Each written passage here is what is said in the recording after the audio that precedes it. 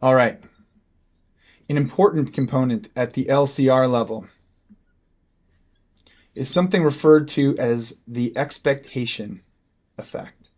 So the way that we name our environment changes the way we experience our environment, period, end of story. And we probably all can relate to that in our own ways, but turns out some really smart folks are examining this in new, novel, and trackable ways. One of my favorite examples is what we refer to as the ramen experiment.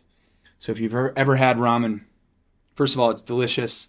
The setup for this experiment goes like this. There are 3 bowls of soup, 3 bowls of ramen, 1, 2, and 3. They bring people in a laboratory and they ask them to taste the food. They are hooked up to neuroimaging technologies and they're given a form to fill out after they after they taste the soup. So what it looks like is it's nice and warm, it's hot, all of them, delicious. And the difference when people enter the laboratory is pretty straightforward. The researchers were trying to manipulate the expectation effect. So what they did was they said, bowl 1 is enhanced with a delicious umami flavoring. Bowl 2 is just boiled vegetable water.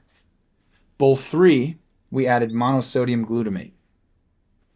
And I wonder, as you're listening to this, just imagine which one of these do you think ranked the highest?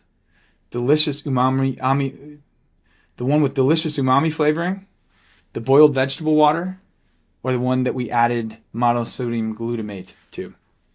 Well, number 1 finished the highest. This one, the one with delicious umami flavoring. But then the big reveals and the secret agenda of the study starts to come out. They're all the same soup. Okay? Ramen, which is to some degree boiled vegetable water, is given a delicious umami flavor by the addition of monosodium glutamate, more commonly known as MSG. So that was the reveal. It's all the same soup, but people preferred the one that was framed differently, the one that had delicious umami flavoring. Now, that might just seem like the power of suggestion, and first of all, I'd argue that the power of suggestion is very real, but when they look at the neuroimaging, they actually found the pleasure centers of the brain were lit up more intensely in the presence of bowl 1. So not only was it the public opinion that this delicious umami flavored soup, which again is all of them, tasted the best from a subjective perspective, their neurochemistry, their neuroactivity adjusted in the presence of that bowl just based on their expectations for it.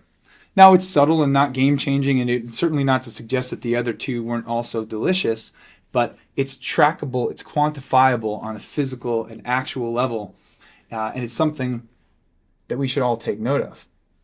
Imagine how many times you might go into a work experience or out into the weather on a cold day and frame it more like, it's a crummy winter day, or Carol from accounting is such a challenge all the time. Well, in a non-mystical way, you can understand that the expectations we hold for things influence the way that we engage with them. If we think Carol from accounting is always so difficult, we are going to be scanning our environment and finding proof of that over and over. Coursework, academic work is a great example of this. If you walk into a lecture thinking it's going to be so boring, you're going to be a magnet to the long stretches of the time where a professor overtalks or over-explains something. Whereas if you walk into a classroom saying, there might be something interesting here, I'm excited for this, you will be then shift slightly a magnet to the interesting moments, which will undoubtedly appear along the way. So we have, and this is not to suggest that cold weather, 17-degree weather in Chicago with a deep wind chill is enjoyable in any kind of universal way. It's just to remind ourselves that we have a role in the way that we experience these things. If we can cultivate that in ourselves and in others, we are going to be ahead of the game on this leadership journey.